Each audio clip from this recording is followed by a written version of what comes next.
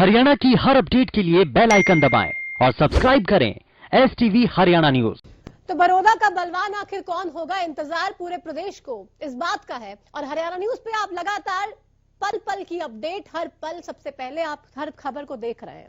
हम लगातार आपको बता रहे हैं कि बड़ौदा में क्या हो रहा है, कौन आगे कौन पीछे। और अभी आपको बता रहे हैं कि 1000 वोट से पहले राउंड की जो काउंटिंग है उसके बाद कांग्रेस पार्टी आगे चल रही है। लगभग 1000 वोटों से ये बताया जा रहा है कि कांग्रेस पार्टी आगे है। 1 से 14 तक बूथों की गिनती जो है वो हुई और उसमें ये कहा जा रहा है कि कांग्रेस पार्टी लगभग 1000 वोटों से आगे चल रही है। भारतीय जनता पार्टी भले ही ये दावा कर रही है कि हम ये जीतेंगे, ये सीट हम इस बार यहाँ पर कमल खिलाकर ही रहेंगे, लेकिन पहले राउंड की काउंटिंग के बाद ये कांग्रेस पार्टी के लिए बड़ी खबर, अच्छी खबर। तमाम लोग जो इस वक्त इंतजार कर रहे हैं ये सोच रहे हैं कि काश ऐसा हो जाए, इंदुराज नरवाल जीत जाएं। और जीतेगा कौन या हारेगा कौन, किसको मायूसी का सामना करना पड़ेगा, किसको परेशानी होगी, ये कुछ देर में साफ होगा। लेकिन तमाम राउंड्स में ये काउंटिंग होगी और पहले राउंड की काउंटिंग के बाद आपको बता दें कांग्रेस पार्टी 1000 वोटों से आगे चल रही है। और बैलेट पेपर का भी हमने आपको बताया, जब वहां पे वो काउंटिंग हुई थी तो वहां पर भी कांग्रेस पार्टी के लिए राहत की खबर थी। कांग्रेस पार्टी वहां पर भी आगे थी और यहां पर भी पहले राउंड की काउंटिंग के बाद कांग्रेस पार्टी आगे। और इनमें जितने भी हमने आपको गांव बताए 1 से 14 तक जो बूथ थे उनकी काउंटिंग पहले राउंड में हुई, जिसमें रानीखेड़ा, जागसी, मातन, छतेहरा और बदलौती खास, साथ ही साथ जवाहरा, इन सभी के सभी गांवों में 1 से 14 तक जो बूथ थे इन गांव के थे और वहां पर 1000 वोटों से कांग्रेस पार्टी आगे। शुरुआत खालिद चौहलका जी आपसे करना चाहेंगे। बैलेट पेपर में हमने देखा वोटिंग हुई, वहां पे भी आप लोग काउंटिंग हुई, आप लोग वहां पे भी आगे। अब पहले राउंड में यहाँ पे भी आप लोग आगे, आश्वस्त है जीत को लेके? अभी थोड़ी देर पहले मैंने आश्वस्ति कहा था तो बीजेपी के प्रवक्ता बड़े खुश हो गए थे।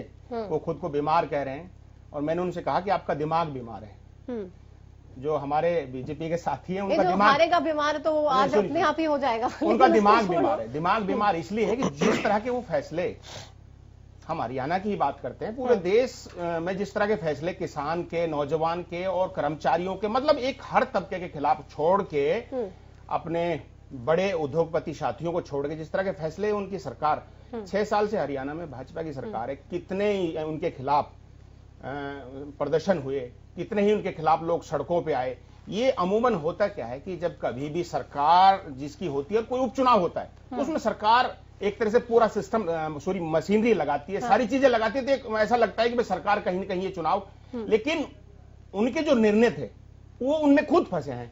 उनके जो निर्णय थे उनमें खुद फंसे हैं। जिस तरह उन्हें किसान, एक बार आपको रोकूंगी, एक बड़ी खबर इस बीच आ रही है। पहले राउंड की एग्जैक्ट काउंटिंग इस वक्त हमारे सामने आ चुकी है और 1 से 14 बूथों की काउंटिंग हुई और जिसमें पहले राउंड में कांग्रेस 2595 वोटों से आगे चल रही है। तो जो 1000 लगभग बताया जा रहा था, अब एग्जैक्ट आंकड़ा जारी हो गया है। 2595 वोट मिले हैं, माफ कीजिएगा, ये 2595 वोट कांग्रेस पार्टी को मिले हैं। 1 से 14 तक की जो गिनती हुई उसमें ये कांग्रेस पार्टी 2595 वोट आपको खालिद जी अभी तक मिले हैं पहले राउंड में।